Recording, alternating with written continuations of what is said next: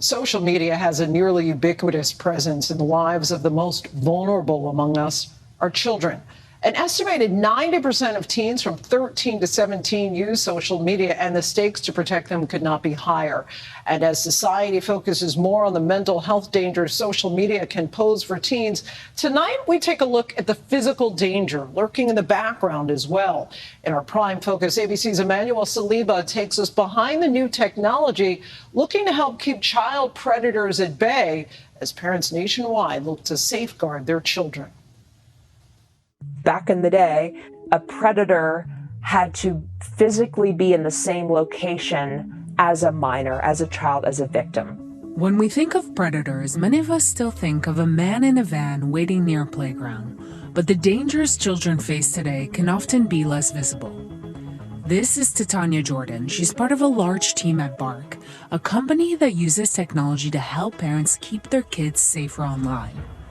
Now, the estimated 500,000 predators that are known to be online at any time know that the internet is a vast playground of children that are online upwards of 8 hours a day, most of them unmonitored, unfiltered, unrestricted. Have you ever had someone reach out on one of these platforms, social media or the gaming platforms, that you didn't know? Raise your hand if that's happened to you. We went to Mount Olive Middle School in New Jersey to speak with a group of students and their parents about some of their experiences they've had on social media. Have you ever had an instance where someone on one of these apps reached out to you that you didn't know? Like, as a 13-year-old with Snapchat, it's pretty scary because, like, when somebody adds you as a friend, and me with 1,000 friends, I'm like, maybe it's one of my other friends' friend that's trying to. But then it's like a 30-year-old guy trying to reach out to me.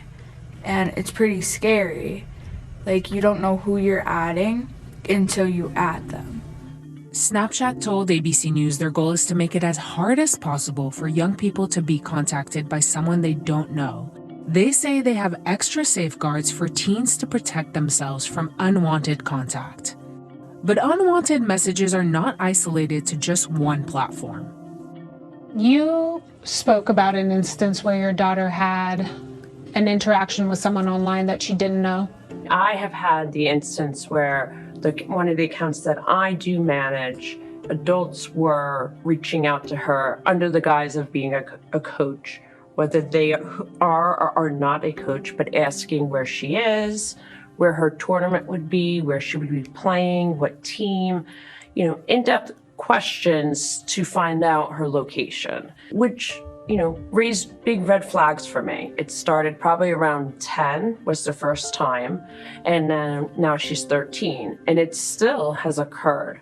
Whether or not, the controls allow it or don't, you can still put the account as private, but they still can message you regardless. Meta told ABC News they've spent years working with law enforcement in investigating child exploitation. They also have parental supervision tools that let parents see who their teens follow and who they're followed by. Parents that are working, we put our children in front of these apps, these tablets or these televisions, and we walk away thinking that if they're engaging with children shows or activities, that they're safe. And I recognize that my children are not safe unless I am totally engaged in what they're engaging in online, whether it's a device, whether it's television. It also showed me that individuals who are creating these devices, these apps, and these platforms are not really as engaged in the well-being of our children. While the issue of online child exploitation is not new, data released by the National Center of Missing and Exploited Children shows it's getting worse. In 2023, the nonprofit said it received 36.2 million reports of suspected online child sexual exploitation. Parents think that because, like you said, this is here, I can't tangibly feel you and touch you, that it's okay. But no, it's not, because it's just as dangerous. Lieutenant Paul Scortino has been working with the Internet Crimes Against Children Unit in New Jersey for over a decade. they could be being groomed or talked to where, hey, here's where to meet. Here's where to go. The person driving around in the van, that's quick. They could be right there and they can snatch your child off the street, off the playground. This may take a couple extra steps, a couple extra days, but it's just as dangerous as the way things used to be when there was no social media and no internet. When we think about predators, many of us may still think about the man in the van parked around the corner or near the school. I see you laughing, nodding. Is that still the case? You really don't know who is on the other side of the phone or social media or the device and what their intentions are. So you just have to teach your kids to be aware and educate them so that they know what to share and what not to share. We are on the side of parents everywhere working hard to raise their kids. Over the last 8 years, we've built more than 30 different tools. In January, the CEOs of 5 major social media companies, TikTok, Meta, Discord, Snapchat, and X, testified before the U.S. Senate Judiciary Committee about the risks their products pose to young people. We put special restrictions on teen accounts on Instagram. By default, accounts for under 16s are set to private, have the most restrictive content settings, and can't be messaged by adults that they don't follow or people they aren't connected to.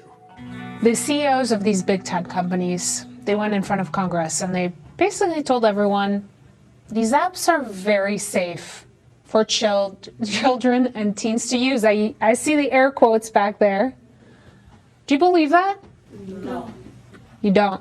Telling someone that it's not going to help. We need proof. We need a test. We need someone to test that app out because they're not showing us if it's true or not. What do you think? They're just telling Congress that it's totally safe, but Congress doesn't know that. Half the parents that kids are on this app doesn't know that either. They need to prove it to somebody. They need actual proof instead of word, because they're just lying. Should these apps be safer? Should there exist a version that doesn't have all that exposure? I say yes, 110%.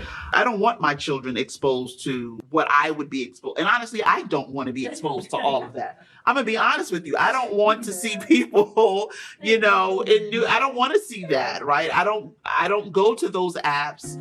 Demands for concrete measures to protect children online are rising nationwide. But experts say until technology companies create safer alternatives, the onus remains largely on parents and kids to avoid online harm. I think that the most important thing, as I mentioned, is communication. But parents and kids, just remember, you don't know who is on the other end of the computer or the phone, the text message, even a text message. Very easy to portray to be somebody else that they're not. So I'm the mother of this 14-year-old. She comes to me because I don't have BARC technology, so I don't know what's going on. But she comes and she tells me she's been receiving and interacting with a man. What do I say to her? You remain calm. You say, thank you so much. Thank you for telling me. That's a really mature decision. Let's figure out how to navigate this. What we need to do is preserve the evidence. So before we block him, which we should absolutely do, let's take some screenshots so that we can give this to law enforcement so they can go after him so he not only stops contacting you, but probably the hundreds of other children that he's contacting as well.